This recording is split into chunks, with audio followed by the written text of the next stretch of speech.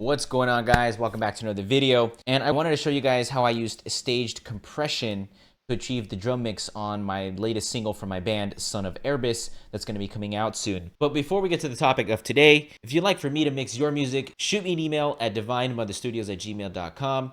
I'd love to hear from you guys with details of your project. Let's get to it.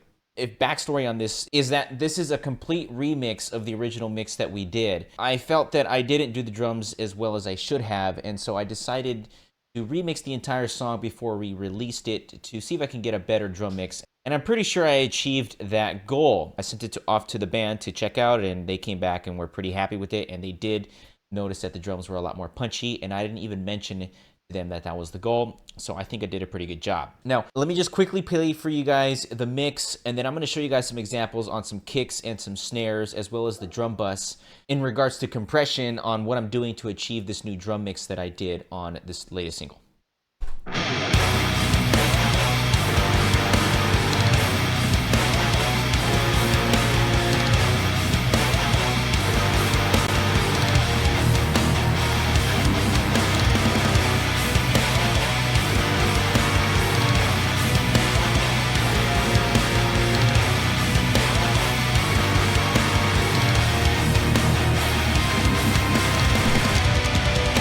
So that should be a good enough an example to show you guys how the drums sound on this mix here. Now, pulling up my tracks, I got some kick, and then I got a kick sample, and then I got some snare, and then some snare sample. All of that is being routed to my drum bus here, which is this gray channel highlighted here, with some additional compression and processing happening on this bus compressor here. So if you guys are new to mixing, let me just briefly explain what stage compression is.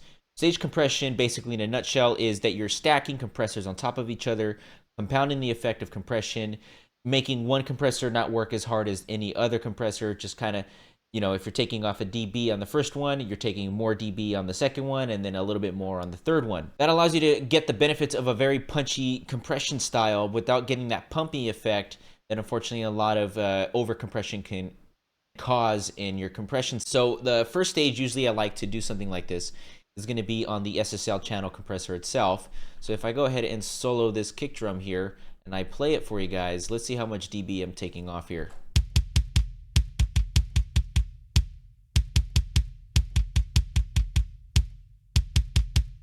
So about 3 dB, and as you can tell, it's still a pretty dynamic kick drum there. I programmed it in a way that allowed me to retain a lot of the dynamics. Now for the kick sample, this is more just for some reinforcement. It's just tucked in under the actual kick drum itself, so I don't have any compression going on this, but we're gonna get to a point where I'm gonna glue them together and with some compression so that they kind of pump together as one. But let's just quickly check out how the kick drum sample sounds.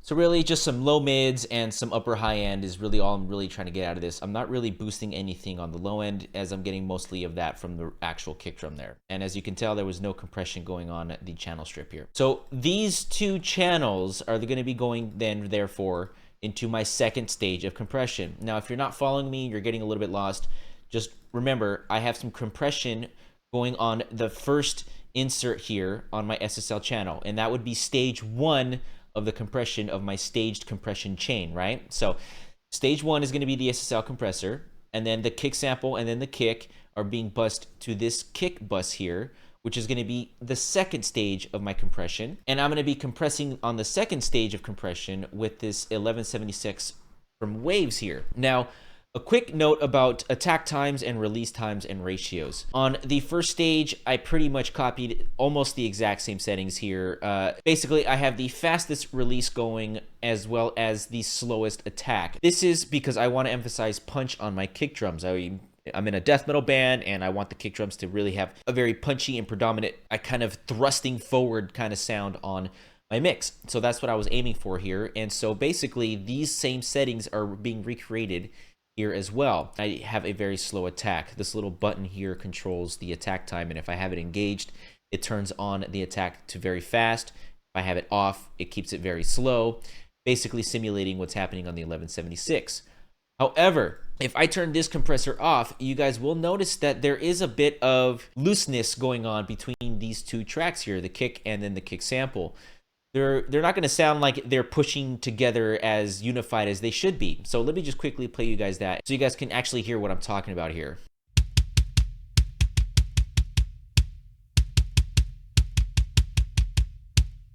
If you guys paid attention, you'll hear that the actual kick drum sounds a little bit too dynamic, and while the kick sample is like pretty consistent.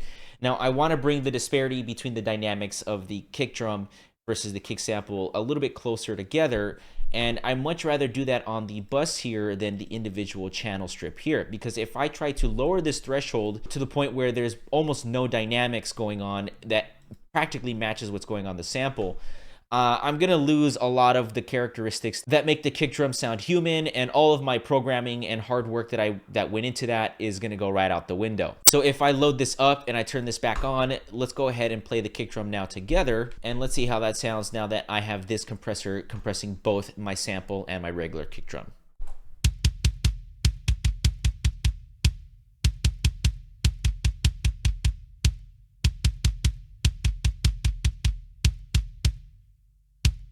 Now, it's extremely subtle. I implore you guys to rewind that section and to re-listen to what I'm talking about here. But essentially, the dynamics were being a little bit more controlled, and the pumping and the pushing forward of the sound was being emphasized a little bit more via the compressor. Again, I have a very slow attack and a very fast release, and it looks strange on an 1176 because the controls are basically inverted. But nonetheless, that disparity is a little bit lessened, and because both of these tracks are triggering this compressor, it's acting as if it's one source. So that is going to go ahead and then quote unquote glue them together, because the compressor is not seeing two tracks, just one uniform sound, and then compressing that sound together. Now let's check out this same concept on the snare drum here, right? So let me go ahead and solo my snare top microphone. Again, I'm using the SSL channel strip here, and we're gonna just using this channel strips compressor here as the first stage of our compression. Let's go ahead and check out how much compression I'm doing on this, and then we'll check out what's happening on the second stage here.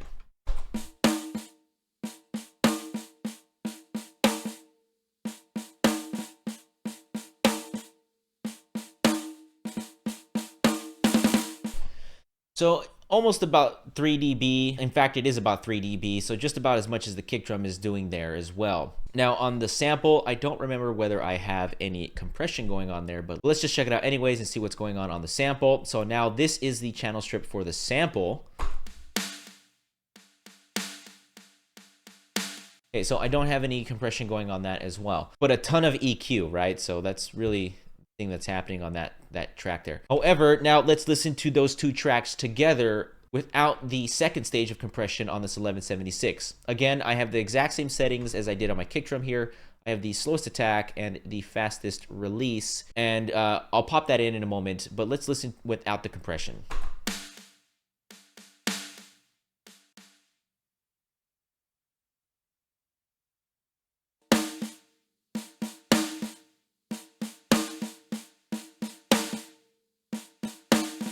Now, it's not as apparent it is on the kick drum, as the kick drum was a little bit more dynamic. These are just almost basically rim shots at this point. That's how I programmed them, with a bit of ghost notes put in there, and the ghost notes are triggering the sample. So, you know, that kind of huge disparity that you heard on the kick drum side is not as prevalent on the snare side. Now, what you will hear when I activate this compressor is going to be some extra punch added. And that is actually the number one thing I wanted to do with this particular drum mix, was add punch, because last time the drums sounded pretty choked. You know, it was a new style of mixing for me that I was trying out, and it came out okay, you know, but a lot of the snare sounds weren't as up to par as I felt they should be to my favorite mixes that I tend to reference. So when I went into this mix again, you know, the goal was to add some punch. So let's pop this bad boy in and let's see how much gain reduction I'm doing. But I don't want you guys to look at the meter so much as to pay attention as how the snare is going to sound more punchy, and how the sample and the snare top are going to now work together to push that extra air and give you that perception of extra punch.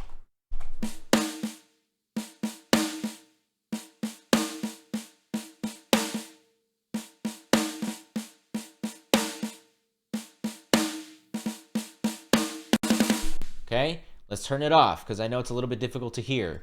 But if I have it off now, you're going to hear that the front end attack of the snare kind of gets a little bit diminished.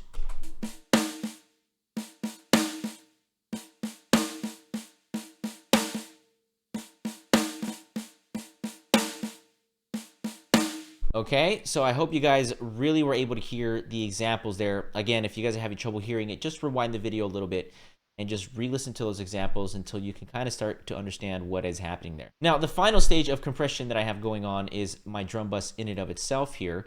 And I am using the SSL bus compressor. It is by far my absolute favorite drum compressor. I have a multitude of SSL recreations, and for whatever reason, this is the one that I always come back to. Now, there is no like side chaining or any of that bullshit. It's basically just all going into this compressor, and you're gonna see that it's mostly gonna be triggered by the kick and snare anyways. And that's what I want. I want more of that punch and more of that front end attack being emphasized on the kick drum and the snare drum as well. Now the toms are going to get some of this as well, and I did do a similar thing to the toms as I did to the kick and snare, where I have a bunch of stage compression on the individual channels and then on the drum bus as well. But I didn't want to go into that because this video is going to be long enough as it is. That being said, let's check out what the drum sound is without the compression on the drum bus.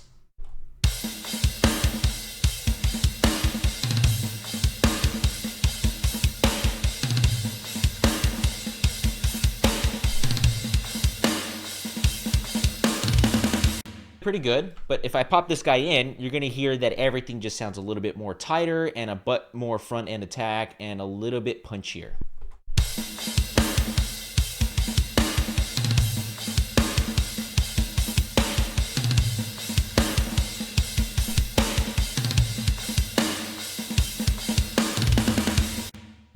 So again, if you guys are having trouble hearing this, I really implore that you guys rewind the video and just kind of check out those two examples again. Regarding attack times and release times, I have the slowest attack and the fastest release. Again, you're seeing a theme here across my drums because again, the goal here is to emphasize the front end and the attack of the drums here, and that is achieved by using a very slow attack with a very fast release. If I had something more on the lines of like this and like this, where it's a very fast attack and a very slow release, the punch and all that extra sustain that I'm getting out of the drums is going to be choked, and it's going to turn into this kind of pillowy kind of effect sound. So now let me show you guys the final stage of my compression, and that is going to be here on my mix bus in and of itself here. Now, it's the same idea, guys, as with the drum bus compression there. You're trying to glue together and add that front end attack on all the drum shells, but you're going to do that now for your entire mix, right? So a lot of the time, you want to glue the disparity between the bass drum, the bass guitar, the guitars, the vocals, any of the other elements. You want to glue those together in a way that sounds transparent so they don't sound so separated as a big problem that I had when I first started mixing. Again, you're going to just take a compressor, you're going to add it to your bus that covers all of the tracks on your mix. And I like to use SSL style, specifically this Brainworks one from the Townhouse recreation. And I just set it to auto release, and then I use about a 10 millisecond attack, which is a little bit faster than I had on the rest of the other compressors that you saw in the video. And the reason for this is I have added so much front end attack to the snare that I do want to control it a little bit, or else it's going to just be popping up on top of the mix a little bit too much. So by using a little bit of a faster attack, I'm going to just control a little bit of that, bring it back down a little bit closer to the rest of the elements of the mix. Now, the reason I have auto release is that I have found that I have a little bit of trouble getting these other settings right. I don't know what it is. It's just maybe I haven't mastered it yet. I'm not entirely sure, but I've noticed that when I have it on auto mode, it tends to be a little bit more fatter. That's the only way I can really describe it to you guys. Like the low end tends to be a bit more controlled but thicker. That's the only way I can describe it. I'm really sorry if that sounds esoteric, but that's what comes to mind with this. So let's now check out what my mix sounds completely bypassed without any of this final stage compression here.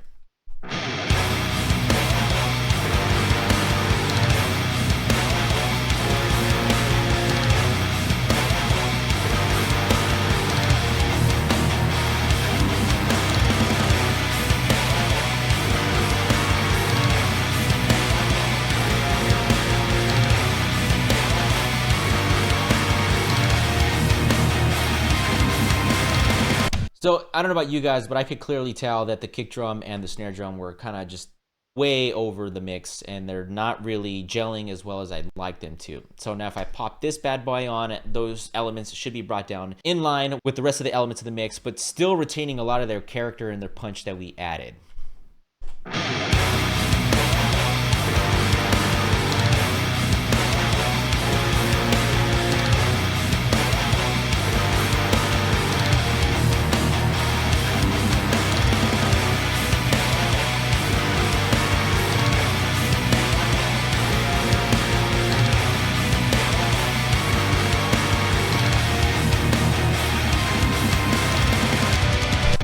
that is pretty much my approach to getting really punchy drums, guys. You know, the more I mix, the more I'm starting to realize that mixing really is just compression. And I'm probably going to get some hate in the comments for what I just said, but I truly am starting to realize that. EQ is a big part of mixing as well. There's no doubt about it. But the more I mix, I am starting to realize that mixing just comes down to basically EQ and compression, with more than half of it being compression. You know, it just depends on like the type of compression and the genre, you know, that dictates all that. But for metal, I have noticed that 99% of the moves tend to be boosting and compression. So it's something to just keep in mind, guys, when you're just starting out, that you guys really want to get good at hearing what the compression is going to be doing to your tracks.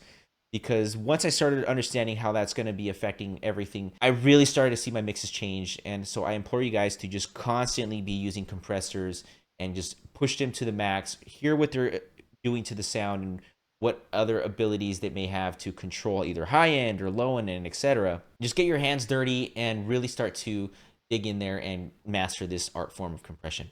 So that being said, I really appreciate you guys visiting me on another video, and I'll catch you guys in the next one.